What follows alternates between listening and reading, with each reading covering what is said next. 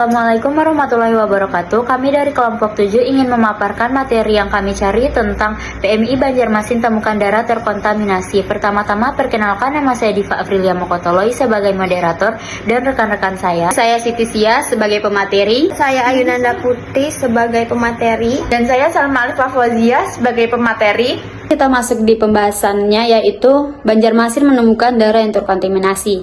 Kita harus mengetahui apa sih continuous improvement itu.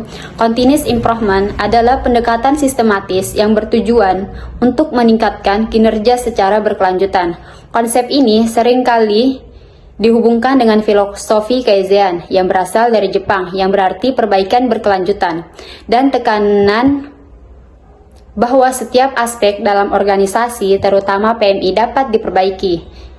Continuous improvement tidak hanya berfokus pada perubahan besar, namun juga pada perubahan kecil yang dilakukan secara konsisten dari waktu ke waktu. Teori dari continuous improvement fokus pada upaya berkelanjutan untuk meningkatkan proses, produk, atau layanan dalam suatu organisasi, terutama PMI. Ini merupakan pendekatan yang sangat relevan dalam konteks manajemen, kualitas, dan efisiensi operasional, terutama ketika diharapkan dalam situasi kritis seperti pengamanan masalah kesehatan. Misalnya dalam kasus video PMI Banjarmasin yang menemukan darah terkontaminasi. Dalam proses continuous improvement terdapat empat cara, yaitu PDCA, plan, do, check, act. Plan, merencanakan, yaitu merencanakan perbaikan atau perubahan yang diperlukan. Do, melakukan, melaksanakan rencana tindakan yang telah dirancang.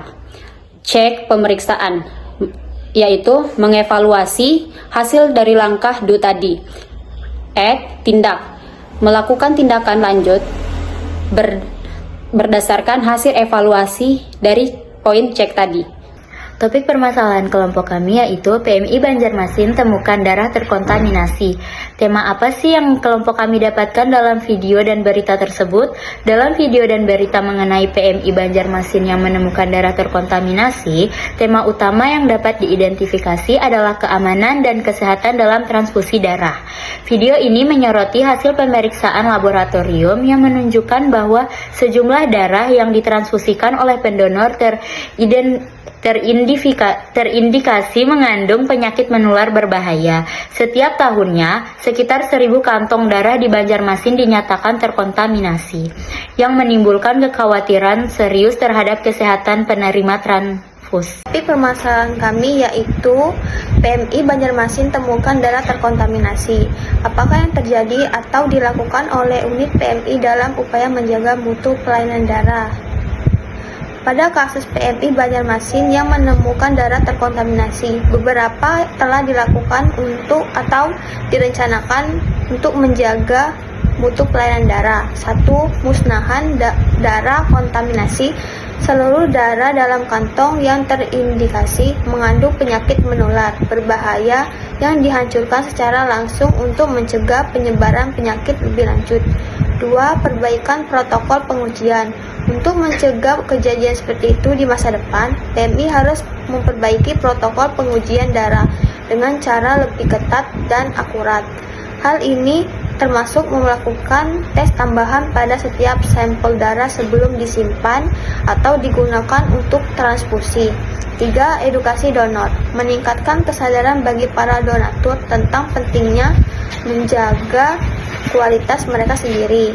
Edukasi ini mencakup informasi tentang gejala awal penyakit menular serta manfaat dari tes rutin sebelum menjadi donor.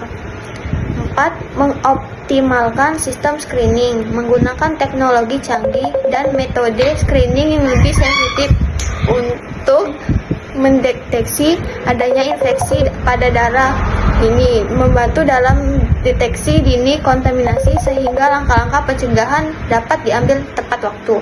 5. Koordinasi dengan lembaga medis, melibatkan lembaga medis lainnya dalam upaya pemantauan dan kontrol mutu darah. Kerjasama antara institusi terkait sangat penting untuk memastikan standar tinggi dalam industri donor darah. Topik permasalahan kelompok kami yaitu PMI Banjarmasin temukan darah terkontaminasi. Apabila saudara sebagai petugas PMI, apakah yang akan saudara lakukan untuk memastikan darah dapat digunakan pasien yang membutuhkan? Sebagai petugas PMI, untuk memastikan bahwa darah yang akan digunakan pasien tidak terkontaminasi, langkah-langkah berikut seperti 1. Penerapan protokol pengujian yang ketat. Setiap kantong darah harus melalui serangkaian pengujian laboratorium yang komprehensif untuk mendeteksi adanya penyakit menular. Ini mencakup pengujian virus seperti HIV, hepatitis B, dan hepatitis C, serta patogen lainnya yang dapat membahayakan penerima transfusi. Yang kedua, staf edukasi dan pelatihan. Memberikan pelatihan reguler kepada seluruh staf mengenai prosedur pengambilan, penyimpanan, dan pengujian darah. Staf harus memahami pentingnya kebersihan dan sterilisasi untuk mencegah kontaminasi. Yang ketiga, penggunaan alat pelindung diri atau APD. Seluruh petugas yang terlibat dalam proses pengolahan darah harus menggunakan APD yang sesuai untuk menjaga kebersihan dan mencegah kontaminasi selama proses pengambilan dan penyimpanan darah.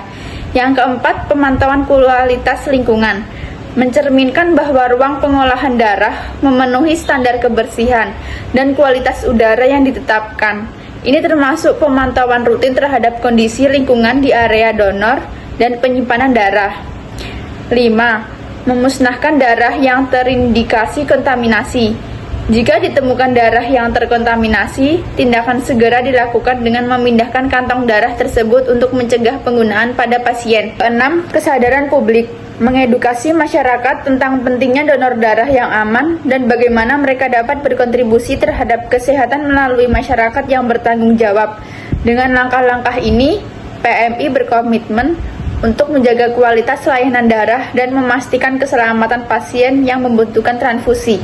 Dari penyampaian beberapa teman saya tadi, dalam konteks penemuan darah yang terkontaminasi di PMI Banjarmasin, dapat kita simpulkan mengenai continuous improvement atau perbaikan berkelanjutan dapat mencakup beberapa langkah strategi untuk meningkatkan kualitas pelayanan darah, mencegah masalah serupa yang akan datang di masa depan.